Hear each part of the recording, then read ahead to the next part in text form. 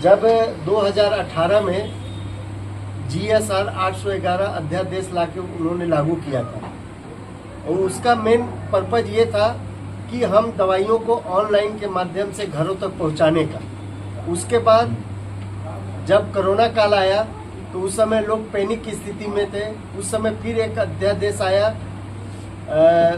220, उसमें भी लोगों को घर तक पहुंचाने की दवा देने की सुविधा थी, जिसकी हम लोग मांग कर रहे हैं कि ये अध्यादेश को वो तुरंत वापस लें।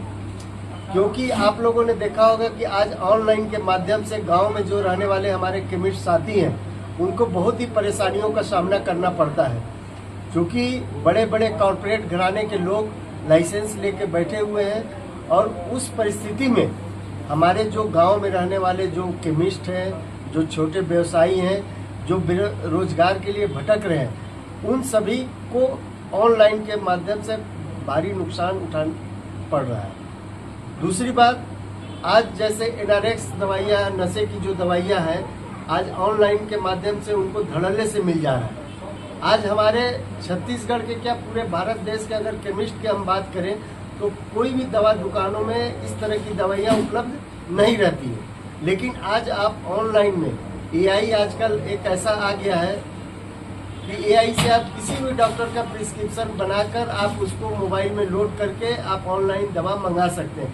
डॉक्टर को मालूम भी नहीं है कि हमने उस व्यक्ति को प्रिस्क्रिप्शन लिखा है, और वो दवा प्रिस्क्रिप्शन अपलोड करके वो भेज दिया ऑनलाइन के पास कि हमको ये दवा चाहिए, और वहाँ से उसको दवा मिल गया।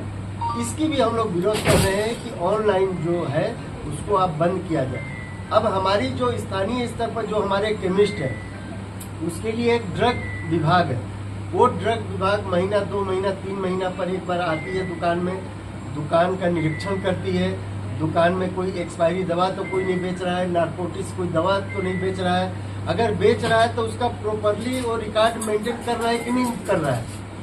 और हम अगर किसी को उस दवा का विक्रय कर रहे हैं तो क्या उसका रिकॉर्ड का संधारण किया है कि नहीं किया है। ये तमाम चीजें आज आप हमारे अगर भारत देश में अगर हम बात करें तो शेड्यूल H1 के अंतर्गत 50 तरह की दवाइयाँ हैं। उस 50 तरह की दवाइयों को शेड्यूल H1 में रखने का मेन उद्देश्य भारत सरकार का ये है कि लोग ज़्यादातर एंटीबायोटिक का उपयोग न करें, क्योंकि हम यदि ज़्यादा एंटीबायोटिक दवाइयों का उपयोग करेंगे तो उसका भी हमारे शरीर पर दुष्प्रभाव पड़ता है। उससे कभी किडनी खराब होने का डर रहता है, हार्ट फेलियर होने का डर रहता है। तो सरकार जब एक तरफ दवा दुकानों में इतना अच्छा नियम ला रही है, शेड्यूल H1 ला रही है कि लोगों को आसानी से दवाइयाँ उपलब्ध न हो पाए, प्रिस्क्रिप्शन पर डॉक्टर के प्रिस्क्रिप्शन पर दवाइयाँ मिले, लेकिन जब आज हम ऑनलाइन की यदि हम बात करते हैं तो ऑनलाइन के माध्यम से कोई भी व्यक्ति कहीं से भी कोई भी दवा ऑनलाइन के माध्यम से मंगा सकता है, जिसका हम सभी भारतवर्ष के 12,50,000 केमिस्ट पुरजोर विरोध करते हैं। और हम भारत शासन से यह मांग करते हैं कि जो ऑनलाइन प्लेटफार्म के माध्यम से उन्होंने दवा विक्रय करने का लाइसेंस दे रखा है मल्टी कॉर्पोरेट घराने को, उसको वापस लें। क्योंकि आज अपने देश में बेरोजगारी ऐसे ही बढ़ रही है। लोग डी फार्मा, एम फार्मा करके आज लोग बेरोजगार घूम रहे हैं। वैसे परिस्थिति में अगर कोई डिग्री लेके अपने गांव में, अपने शहर में दुकान खोला है तो कहीं न कहीं ऑनलाइन होने से उसका प्रभाव दुकानदारों पर पड़ रहा है, जिससे उनको आर्थिक नुकसान भी उठाना पड़ रहा है।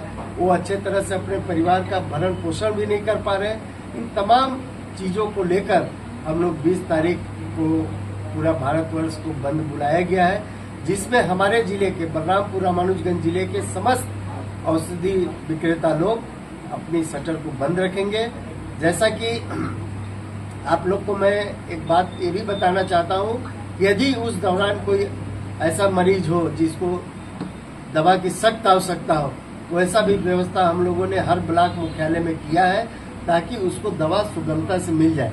क्योंकि हम एक ऐसे व्यवसाय से जुड़े हुए हैं जो जीवनदायिनी का प्रश्न होता है, हम जीवन रक्षक देते हैं। हमारा उद्देश्य कमाना तो है ही है, सेकेंडरी मैटर है, लेकिन हम पहले, अगर आप फिजिकल रूप से अगर आप हमारे दुकान पर दवा लेने आते हैं तो एक बार मैं आपसे पूछता हूं कि सर्दी है, खांसी है, क्या है। लेकिन आप ऑनलाइन के माध्यम से यदि कोई दवा को मंगाते हैं तो आपसे कोई पूछने वाला नहीं है कि आपको क्या हुआ है, क्या नहीं हुआ है। एक बार तो हम आपको सलाह दे ही देते हैं कि ये दवा सही है, गलत है, आपको इस डॉक्टर से नहीं उस डॉक्टर से आपको मिलना चाहिए। इतना तो हम लोग करते ही हैं, क्योंकि हम लोग भी डी फार्मा करके हमारे केमिस्ट साथी आज शॉप को खोले हुए हैं। तो इतना तो दवाई के दुष्प्रभाव के बारे में तो अच्छी तरह जानते हैं। तो इन तमाम चीजों को लेकर हम लोग 20 तारीख को अपनी अपनी प्रतिष्ठान को बंद रखेंगे और सरकार से हम मांग करते हैं कि ये जो ऑनलाइन और GSR 817, GSR 220 जो अध्यादेश लाकर एक कानून बनाया है, उस कानून को वह वापस ले।